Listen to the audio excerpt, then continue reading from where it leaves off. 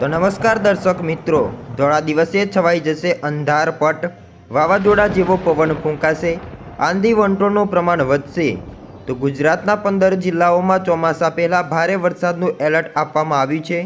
હવામાન વિભાગ મુજબ 24 કલાક દરમિયાન રાજ્યના વિવિધ ભાગોમાં આંધી વંટોળ સાથે કરી દીધી છે વરસાદની આગાહી. સાથે સાથે વીજળીના કડાકા ભડાકા પણ જોવા મળી શકે છે. નમસ્કાર મિત્રો, ખેડૂત ઇન્ફો યુટ્યુબ ચેનલમાં આપ સૌ મિત્રોનું હાર્દિક સ્વાગત છે. તો જાણીશું આજના તાજા અને મહત્ત્વના હવામાન સમાચાર. જેમાં મિત્રો દિલ્હી એનસીઆરમાં સાંજે 5 વાગે અંધારું છવાઈ ગયું છે અને જોરદાર પવન ફૂંકાઈ રહ્યો છે, જેના કારણે લોકોને ગરમીમાંથી રાહત મળી છે. રાજધાની અને આસપાસના જિલ્લાઓમાં ભારે વરસાદ પડી રહ્યો છે. ભારતીય હવામાન વિભાગે આ અંગેની ચેતવણી પણ જાહેર કરી છે. આઈએમડી અનુસાર આગામી થોડા જ કલાકમાં ઉત્તર પશ્ચિમ પૂર્વ દક્ષિણ પૂર્વ દિશામાં ઉત્તર પૂર્વ તરફ આગળ વધતા વાદળો તોફાની દિલ્હી પર ત્રાટકશે, જેના કારણે મોટાભાગના ભાગોમાં વીજળી સાથે હળવો વરસાદ પડી શકે છે.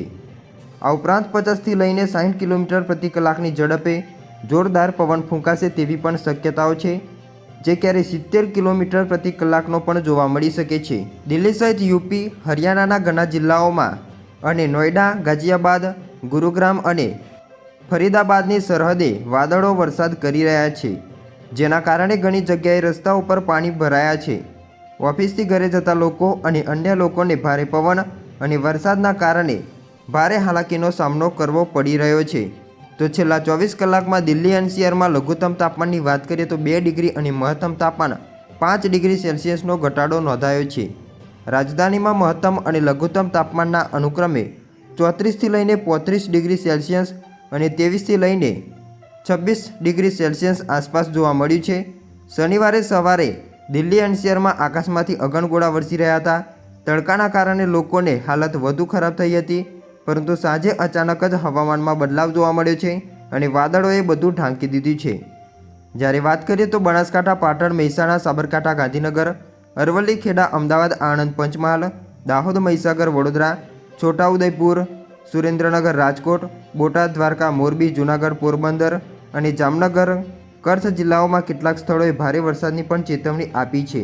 હવે મિત્રો ક્યારે આવશે ચોમાસું તેના વિશે વાત કરીએ તો દક્ષિણ પશ્ચિમ ચોમાસું દેશમાં અપેક્ષા કરતાં વહેલું આવી ગયું છે. ચોમાસું હવે કર્ણાટક અને મહારાષ્ટ્રના કેટલાક ભાગોમાં પણ પહોંચ્યું છે. તો પરેશ ગોસ્વામીએ મિત્રો જણાવ્યું છે કે થોડા દિવસ પહેલાં અરબી સમુદ્રમાં એક સિસ્ટમ સક્રિય થઈ હતી. હાલમાં અરબી સમુદ્રમાં કોઈ નવી સિસ્ટમ બની રહી નથી. આથી આગામી 1-2 દિવસ વર્તમાન સિસ્ટમ નિષ્ક્રિય બનતા ચોમાસું પણ નિષ્ક્રિય થઈ જશે. પરિણામે ગુજરાતમાં ચોમાસાનું આગમન પણ મોડું થવાનું છે.